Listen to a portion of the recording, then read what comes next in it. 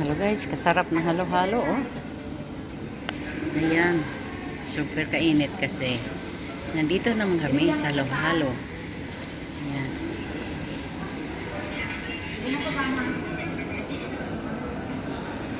Sobrang init kaya halo-halo paminsan. Once a month lang pagka naka-day off saka lang may kakain ng halo-halo. Ayan.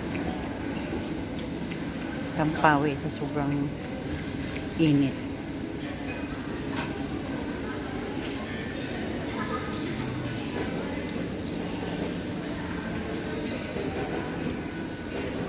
Dito naman kami sa sa Kuwait City.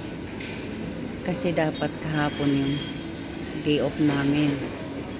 Ikaso may bisita, pinadala kami doon sa ibang bahay ng alaga namin.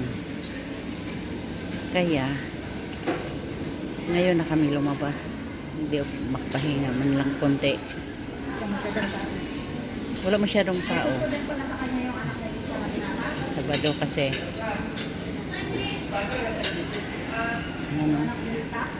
One dinar. Sa piso natin, ito ay 192.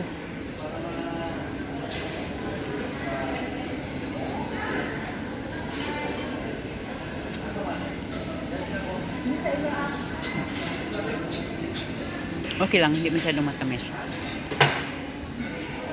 O hindi ko pa nahalongkat ng maayos.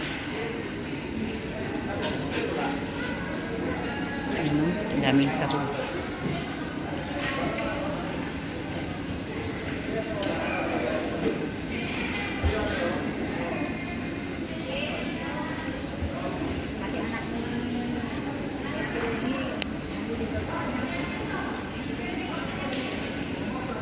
Nagpunta kami sa simbahan, wala namang misa, pero nakabot kami ng nobena. Pagkatapos ng nobena, kumain na kami ng pananghalian. Bangsilog, maaga kaming kumain, dala na pananghalian. Bangsilog yung kinain namin. Pag yan kape niya, pag nakalabas, puntang Jollibee. Pero kami dito iba. Pag nalabas kami, doon kami sa mga isda. Kasi araw-araw manok, walang katapusang manok sa mundo. Pag sa loob ng bahay. Kaya pag nakalabas, may isda naman kami. Gulay.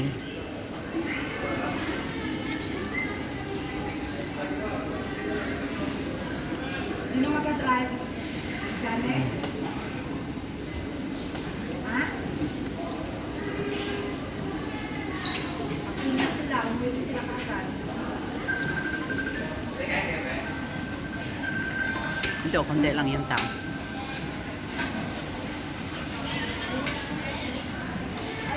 Iba na naman itong pinagkainan namin.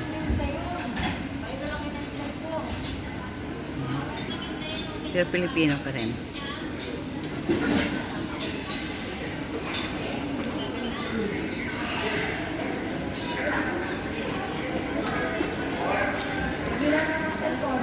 Mayroong ice cream na halo. Saka ugi.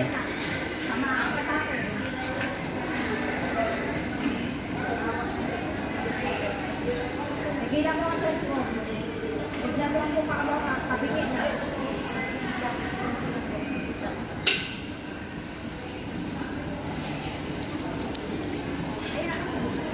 Ang sabi na na? Wala ng pares. Halo-halo na lang kasi. Sabi niya ang mukha.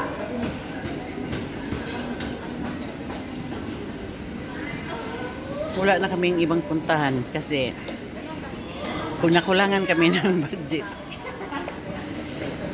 Namili kami ng gold. Hikaw.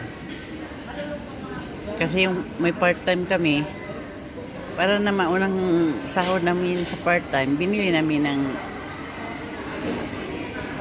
premium brands.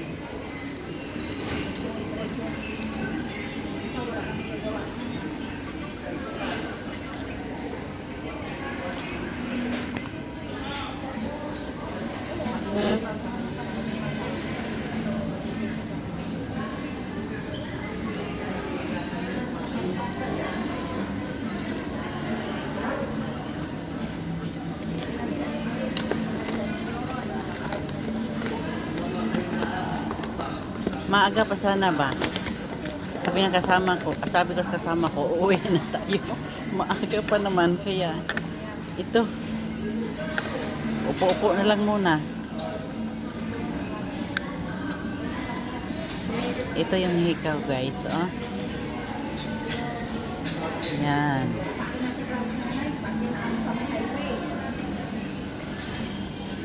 Queen Elizabeth. Remembrance sa sahod namin sa part-time. Ayan, oh.